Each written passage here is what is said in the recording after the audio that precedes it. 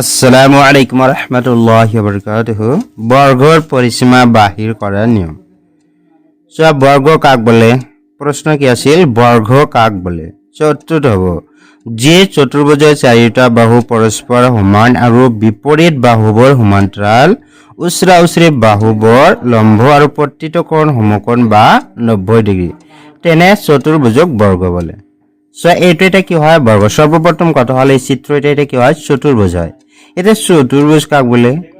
চারিডাল ৰেখাখণ্ডৰ দ্বাৰা গঠিত বন্ধ আকৃতিক কি বুলি কোৱা হয়? চতুৰ্ভুজ বুলি কোৱা হয়। ইয়াতে কি হৈছে? চাৰিডাল ৰেখাখণ্ড একেলগে লগ লাগি কি হৈছে? এটা বন্ধ আকৃতি গঠন হৈছে, যাক কি বুলি কোৱা হয়? চতুৰ্ভুজ বুলি কোৱা হয়। ইয়াতে AB এটা কি হয়? ৰেখাখণ্ড, BC এটা ৰেখাখণ্ড, CD এটা ৰেখাখণ্ড আৰু AD এটা কি হয়? ৰেখাখণ্ড।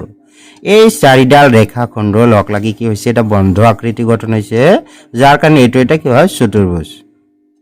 এটা যিবোৰ চতুৰ্ভুজৰ কি হয়? চাৰিওটা বাহু কি হয়? সমান হয় আৰু বিপৰীত বাহুবোৰ কি হয়? সমান আৰু সমান্তৰাল হয় আৰু উচৰা উচৰি বাহুবোৰ কি হয়? লম্ব হয়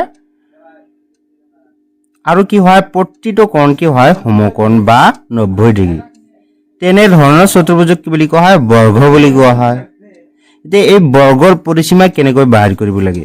পৰিসীমা শব্দৰ অৰ্থ কি? পৰি মানে কি হয়? চাৰিওফাল বুজায় আৰু সীমা মানে কি হয়? সীমানা। যিকোনো অঞ্চলৰ যে চাৰিওফালৰ যে সীমানা আছে, সেই সীমানাৰ যে মূল দৈৰ্ঘ্য আছে, এই চাৰিওটা যে সীমানা আছে, চাৰিটা সীমানাৰ যে মূল দৈৰ্ঘ্য আছে বা যোগফল আছে, সেই যোগফলকে কি বুলি কোৱা হ'ব? পৰিসীমা বুলি কোৱা হ'ব। এইটো এটা কি হয়? ক্ষেত্ৰ বা অঞ্চল হয়। এই ক্ষেত্ৰৰ যে চাৰিটা সীমানা আছে, এই চাৰিটা সীমানাৰ যে মুঠ দৈৰ্ঘ্য হ'ব, এই দৈৰ্ঘ্যৰ যে মুঠ যোগফল হ'ব, সেই যোগফলে কি হ'ব? এই আকৃতিটোৰ কি হ'ব? পৰিসীমা হ'ব। এতিয়া কেনেকৈ বাহিৰ কৰিব লাগে? প্ৰতিটো বাহুৰ কি আছে? দৈৰ্ঘ্য আমি কি ধৰিছো? A ধৰিছো। এতিয়া কেনেকৈ ধৰিব লাগে চাবা।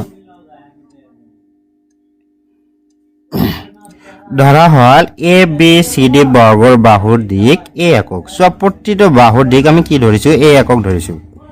ABCD বৰ্গৰ AB সমান সমান কি হ'ব? BC, BC সমান সমান কি হ'ব? CD, CD সমান সমান কি হ'ব? AD সমান সমান কি A।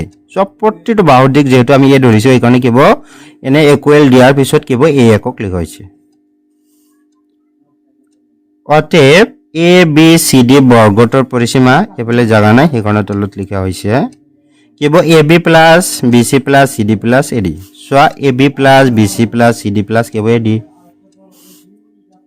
AB plus BC plus CD plus AD হল সমান সমান দিয়া হৈছে। যেহেতু কি হয়? AB কি হয়? A হয়, BC কি হয়? A হয়, CD কি হয়? A হয়, AD কি হয়? A হয়।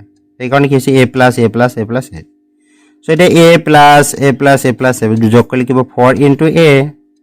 4 আছিল 4। এইটো কি আছিল? বাহুৰ দিক। এইটো এটা কি হয়? বৰ্গৰ পৰিসীমা বাহিৰ কৰা কি হয়? এটা সূত্ৰ হয়। অতএব বৰ্গৰ পৰিসীমা বাহিৰ কৰাৰ সূত্ৰ কি হ'ব? 4 into বাহুৰ দিক। এই সূত্ৰৰ সহায়ত আমি যিকোনো বৰ্গৰ পৰিসীমা বাহিৰ কৰিব পাৰোঁ। এইটো আমাক কি কৰিব লাগিব? ভালদৰে মুখস্থ কৰিব লাগিব। আমি যদি ভালদৰে মুখস্থ কৰোঁ, যিকোনো বৰ্গৰ পৰিসীমা আমি নিজে নিজে বাহিৰ কৰিব পাৰোঁ।